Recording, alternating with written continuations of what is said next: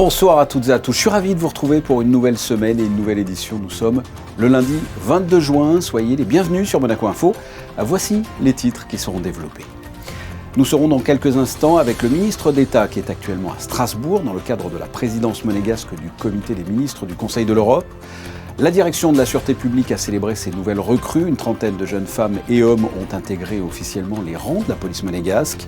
En basket, Monaco égalise à 2 victoires partout en finale du championnat de France face à Paris. Retour sur le match 4 à sens unique. En foot, le stade de Prince Héréditaire Jacques a accueilli la 7e édition du tournoi Ifenu Yeti avec 180 joueurs de 10 équipes U12 qui se sont affrontés ce week-end. La nouvelle directrice de l'Institut du patrimoine sera avec nous pour présenter les missions, les projets et le rôle de cet institut. Et enfin, la présentation de l'exposition d'hier à aujourd'hui à la collection Les Automobiles de Sas-le-Prince de Monaco, expo qui retrace l'évolution de modèles de voitures emblématiques. Depuis plus d'un mois maintenant, la Principauté assure la présidence du comité des ministres du Conseil de l'Europe jusqu'au 10 novembre prochain avec un fil conducteur, la protection de tous par une organisation efficace pour répondre aux défis contemporains. Une vision renforcée ce lundi par la prise de parole du ministre d'État lors de la session plénière d'été de l'Assemblée parlementaire du Conseil de l'Europe. Pour en parler, Christophe Mirmand est avec nous en duplex depuis Strasbourg avec nos envoyés spéciaux Émilie Rousseau et Lionel Bernardi. Bonsoir Monsieur le ministre. Bonsoir. Ce discours prononcé à la session de l'APCE marque un nouveau moment fort dans la présidence monégasque du comité des ministres du Conseil de l'Europe. Un moment important, bien sûr, pour moi. Intervenir dans ce lieu hautement chargé en symboles était un moment très fort. Un moment également important pour la présidence assurée par la Principauté de Monaco du comité des ministres du Conseil de l'Europe, car il était l'occasion d'évoquer nos priorités, l'occasion de rappeler quels sont aussi l'engagement de la Principauté, quels sont les moyens qu'elle mobilise pour permettre de mettre en œuvre les valeurs et les objectifs qui sont portés par cette grande famille européenne à laquelle nous sommes fiers d'appartenir. Quel est le message que vous avez souhaité transmettre aux parlementaires européens aujourd'hui ? D'abord, le fait qu'il n'existe pas au sein du Conseil de l'Europe de différence entre les États qui y participent. La Principauté de Monaco est sans doute, par sa taille et sa population, le plus petit d'entre eux, mais il pèse cet État le même poids que les autres partenaires avec lesquels nous sommes accoutumés de travailler. Nous avons à cœur de défendre les mêmes valeurs, les mêmes priorités, et notre mobilisation compte également aussi dans cette politique multilatérale, dans cette dimension d'intervention européenne. Et c'est cela qui était important de souligner. Ensuite, c'était l'occasion de mettre en valeur la nature de la Principauté de Monaco, de rappeler que cet État est singulier par son histoire, singulier par sa géographie, mais qu'il s'engage dans une économie variée, qu'il s'engage surtout dans les valeurs qu'il promeut à l'échelon international, de la défense des droits humains, de l'état de droit, des libertés fondamentales, jusqu'à la préservation de l'environnement, quelques lignes directrices qui ont été évoquées. Et c'était enfin l'occasion de revenir sur nos priorités au titre de cette présidence du comité des ministres du Conseil de l'Europe, la défense des plus vulnérables, la protection des plus jeunes, le sport, le rappel également aussi du soutien indéfectible apporté par la Principauté de Monaco au sein du Conseil de l'Europe, mais dans toutes les enceintes multilatérales, pour l'état de droit, pour en particulier soutenir l'Ukraine dans sa lutte pour recouvrer son intégrité territoriale et recouvrer une paix juste et durable. Vous avez également insisté sur l'importance du dialogue européen et la coopération multilatérale. C'est plus que nécessaire en ces périodes troubles ? Oui, parce que nous mesurons bien les fondements sur lesquels la paix dans lesquels nous avions vécu depuis plusieurs dizaines d'années, à dire vrai, depuis la création au lendemain de la Deuxième Guerre mondiale du Conseil de l'Europe, sont aujourd'hui ébranlés par les incertitudes géostratégiques, ébranlés par l'évolution des conflits, y compris sur le territoire européen, ébranlés également aussi par une crise économique, environnementale, par de multiples aspects également aussi qui remettent en cause notre cohésion sociale. Tout cela, ce sont des éléments extrêmement importants qui suscitent parfois une certaine forme d'incertitude, d'angoisse même peut-être. Et il est important dans ce contexte de réaffirmer la valeur du multilatéralisme à laquelle Monaco attache beaucoup de prix et cet engagement qui est le nôtre au sein des instances comme le Conseil de l'Europe, plus largement toutes les instances multilatérales. C'est aussi bien sûr le cas de l'Organisation des Nations Unies dont nous sommes membres depuis 1993. Avant votre prise de parole, Monsieur le Ministre, vous avez rencontré la présidente de la PCE, le secrétaire général du Conseil de l'Europe, mais aussi le commissaire aux droits de l'homme. Quelle a été la teneur de vos échanges ? Des échanges qui portaient bien sûr sur nos priorités, au cours desquels chacun de mes interlocuteurs a permis de souligner la qualité du travail qui était déjà été accompli, mis en œuvre par les équipes de la Principauté. À ce titre, je voudrais naturellement remercier les agents, les fonctionnaires du DREC, le département des relations extérieures et de la coopération, qui est totalement mobilisé depuis plusieurs mois déjà pour préparer cette échéance majeure qu'est la présidence par la Principauté de Monaco du Comité des ministres du Conseil de l'Europe. Remercier également les équipes de l'ambassadeur Revel ici à Strasbourg qui avaient préparé ce déplacement et leur dire combien leur mobilisation est importante pour que cette présidence soit une réussite.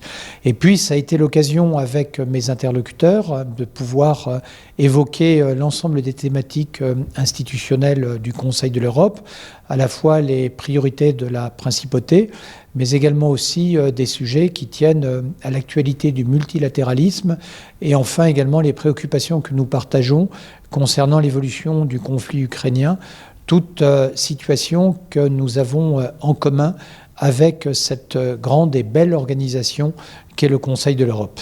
Une réunion de travail avec la délégation monégasque du Conseil national auprès de la PCE était également au programme de votre journée à Strasbourg. Elle souligne la mobilisation des institutions monégasques au service du rayonnement de la Principauté et face aux enjeux du continent. Oui, les représentants de la Principauté de Monaco au sein de l'Assemblée parlementaire du Conseil de l'Europe tiennent pleinement leur place. Ils sont très présents, présidents de commissions en particulier. C'est important, il faut le souligner.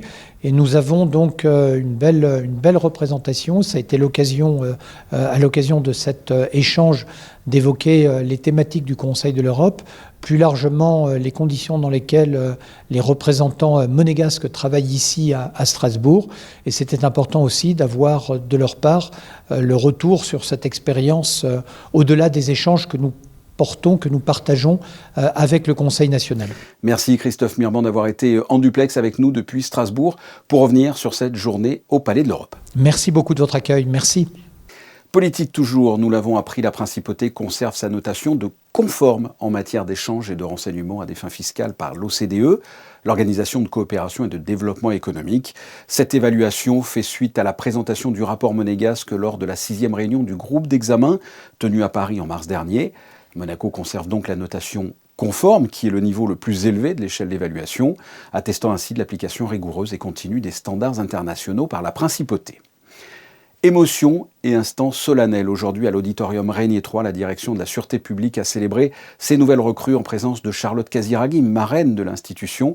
Il s'agit de la 40e promotion d'élèves lieutenants et de la 36e promotion d'agents de police.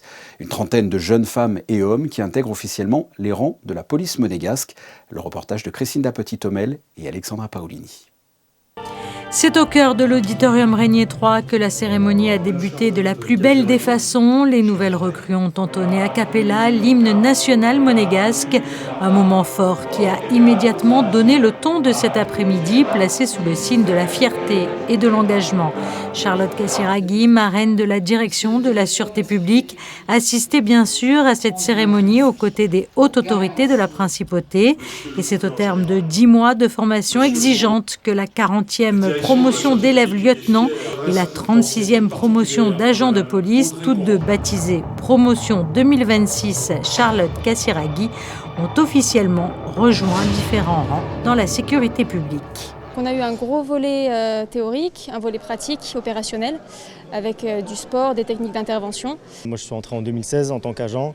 Donc pour moi c'est une fierté de d'avoir réussi le concours et là de réussir ma formation et de participer à cette cérémonie, surtout en tant que major de promotion, c'est un honneur particulier. À partir de début juillet, je vais être affectée en police générale.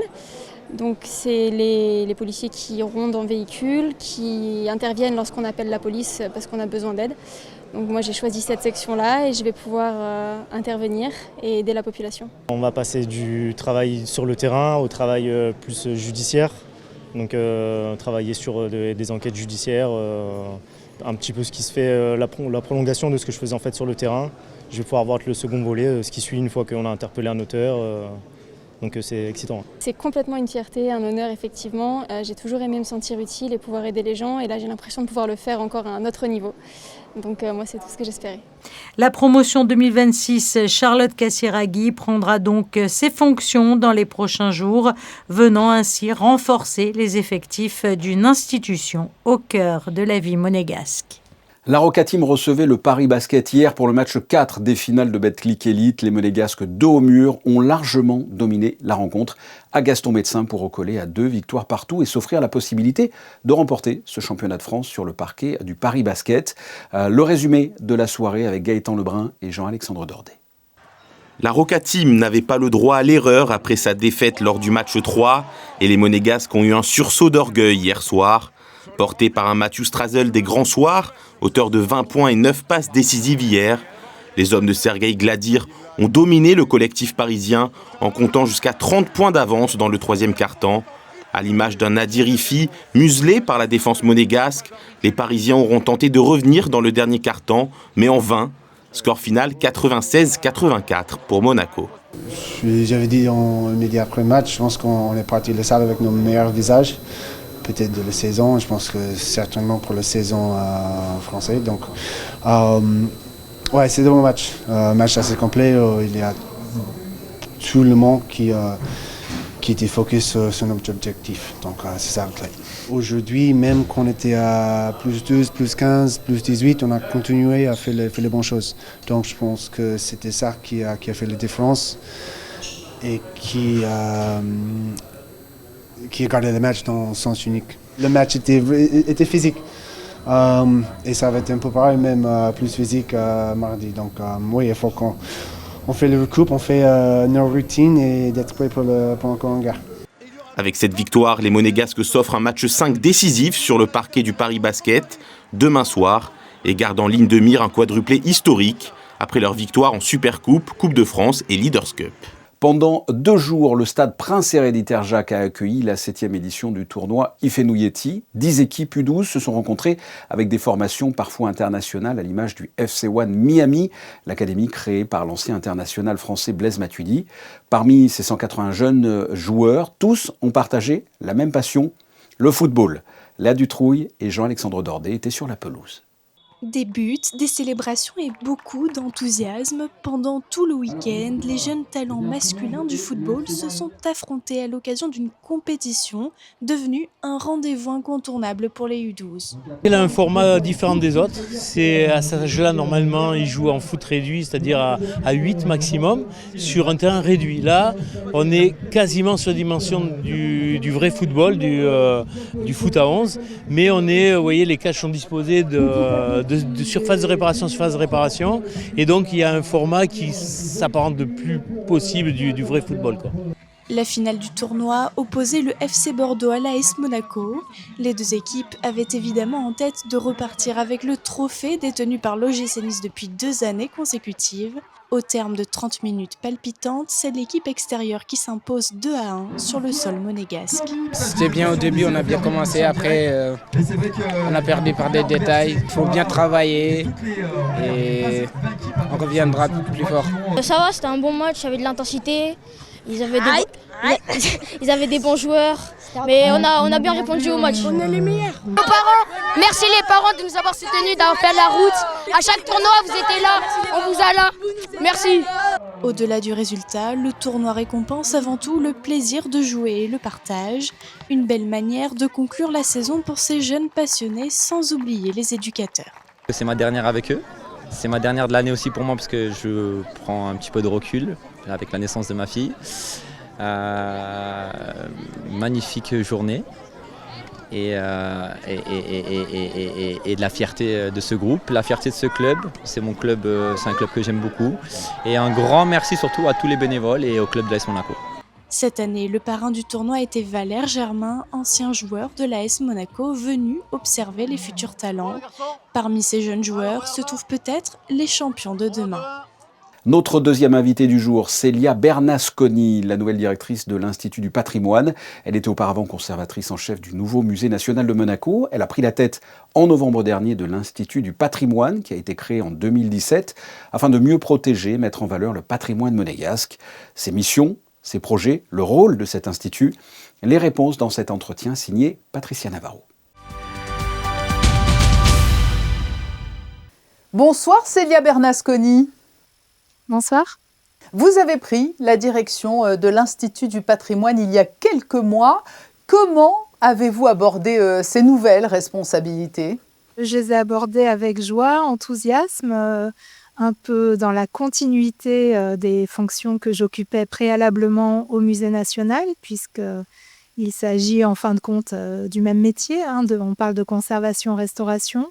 Mais en tout cas avec beaucoup de curiosité et d'enthousiasme pour œuvrer à une meilleure connaissance et à une meilleure diffusion aussi, reconnaissance du patrimoine monégasque. Comment s'organise au quotidien le travail des équipes et quelle est, selon vous, la mission essentielle de l'Institut du patrimoine pour le Monaco d'aujourd'hui ? Alors je dirais que la mission première, c'est l'inventaire. Tout repose un peu dessus. Donc l'inventaire, ça consiste à constituer une liste très bien documentée du patrimoine existant. Alors quand on parle de patrimoine, c'est aussi bien le patrimoine mobilier, immobilier, matériel, immatériel, mais aussi naturel. Ça, c'est vraiment une étape que l'on va franchir aussi avec nos interlocuteurs de la direction de l'aménagement urbain. Donc voilà, c'est un peu faire un tableau du patrimoine tel qu'il existe aujourd'hui, dans l'objectif de le transmettre, parce que c'est le patrimoine, on le définit vraiment comme un ensemble de biens que l'on va transmettre aux générations futures. Monaco possède un patrimoine historique, culturel, immatériel extrêmement riche. Quels sont les enjeux prioritaires de sa préservation dans les années à venir ? Eh bien, les enjeux prioritaires, je dirais, c'est tout d'abord de bien identifier les biens culturels en question pour pouvoir les protéger. Je vous donne un exemple. Cette année, nous travaillons sur l'art public. Donc l'art public, c'est l'art dans la ville. Ce sont par exemple les décors monumentaux, les décors muraux qui ont été commandés à de nombreux artistes au cours du XXe siècle. Ces décors, comme par nature, par définition, ils font partie des murs, eh bien, on a tendance finalement à ne plus tellement les regarder et même à ne plus les voir.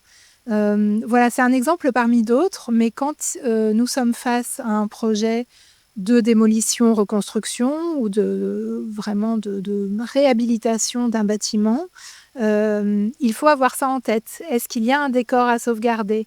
Est-ce qu'il y a une intervention artistique qui peut conserver la mémoire du lieu ? Voilà, c'est un des sujets sur lesquels nous travaillons spécifiquement cette année, cette question des décors monumentaux. Est-ce qu'il y a des trésors méconnus du patrimoine monégasque que vous avez découverts à la faveur de cette arrivée à la tête de l'Institut du patrimoine et qui mériteraient d'ailleurs d'être davantage mis en lumière ? Oui, je crois qu'il y a beaucoup de trésors méconnus. Moi, j'ai découvert par exemple il y a peu des endroits, même à l'intérieur du Palais Princier, que je ne connaissais pas, comme la citerne que j'ai découverte il y a quelques mois, qui est dans la cour d'honneur. Il y a des immeubles, des maisons de Monaco-Ville devant lesquelles on passe et en fait qu'on ne regarde pas dans le détail. Des maisons qui ont des caractéristiques architecturales assez étonnantes, des linteaux anciens, des inscriptions très anciennes. Donc oui, c'est un travail de fourmi et qui mérite que l'on s'y attarde. Et justement, l'un des objectifs que nous avons cette année, c'est à travers une série de visites guidées, de visites patrimoniales qui vont être lancées à partir du 1er juillet, d'amener les visiteurs, les monégasques en premier lieu, mais aussi les touristes qui viendraient visiter Monaco, à regarder de manière peut-être plus attentive les rues qu'ils connaissent peut-être déjà, mais qu'ils vont redécouvrir. Et est-ce que les nouvelles technologies offrent aujourd'hui de nombreux outils de valorisation? Quel rôle peuvent-elles jouer dans la transmission du patrimoine aux générations futures? Oui, je crois que les nouvelles technologies, c'est incontournable. Bon, il y a déjà les bases de données qui sont pour nous un outil indispensable pour l'inventaire et aussi pour faire connaître notre patrimoine. À titre d'exemple, le chemin des sculptures qui avait été déjà réalisé par l'Institut du patrimoine, par mes prédécesseurs et toute l'équipe ici, qui est en ligne, qui permet de scanner des QR codes devant toutes les sculptures de Monaco. Vous savez que nous avons un parc assez impressionnant d'art public. Ce sont plus de 200 sculptures qui sont visibles dans les rues et dans les espaces verts de la Principauté. Donc ça, avec son téléphone, effectivement, on peut avoir accès à une base de données, à toute une somme d'informations. Et puis, dans l'avenir, évidemment, d'autres outils, d'autres applications que nous envisageons pour mettre en valeur le patrimoine. Merci Célia Bernasconi d'avoir répondu à notre invitation pour cette mise en lumière d'émissions de l'Institut du patrimoine que vous dirigez. Merci beaucoup. La collection Les Automobiles de Sas-le-Prince de Monaco présente une exposition qui retrace l'évolution des modèles emblématiques. Son nom, d'hier à aujourd'hui, met en lumière les légendes du passé et leur version contemporaine. Un reportage de Vanessa Dessy sur des images d'Alexandra Paolini. C'est une sélection de duos emblématiques qui confrontent les icônes du passé et leurs héritières contemporaines. Ferrari, Bugatti, Mercedes, Porsche, Alpine ou encore Ford.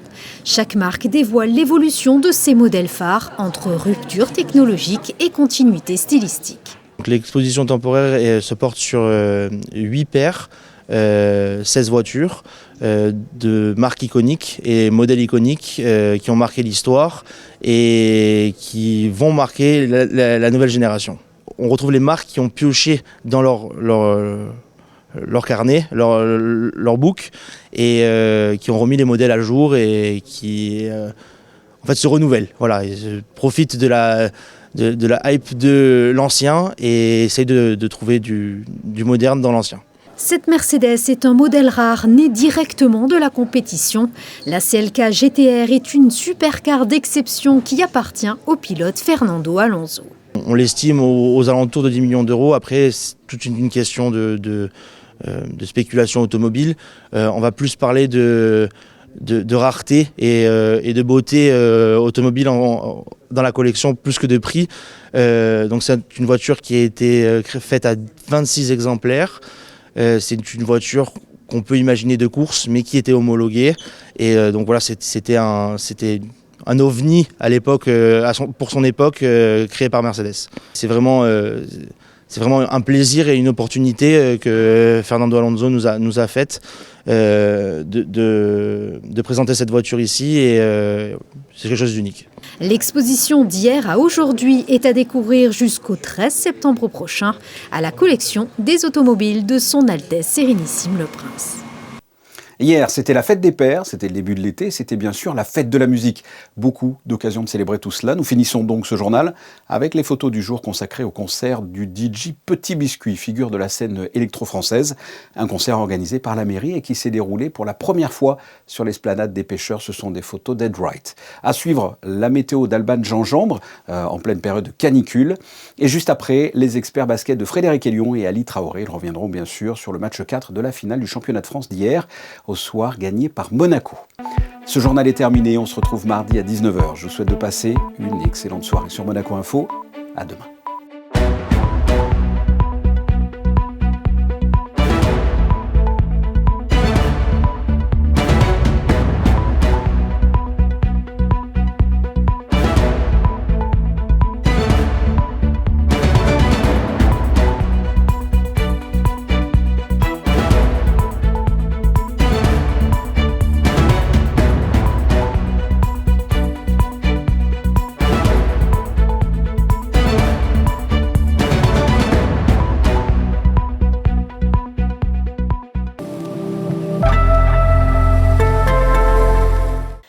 Bonsoir à tous, une chaleur toujours écrasante prévue demain en principauté. Il fera beau et chaud avec ce soleil qui s'est bien installé. Les températures seront comprises entre 26 et 33 degrés, ressenti 41. N'oubliez pas les bons gestes dans ces périodes de forte chaleur. Hydratez-vous et ne vous exposez pas trop. Et demain, mardi 23 juin, pensez à souhaiter une bonne fête à toutes les Audrey.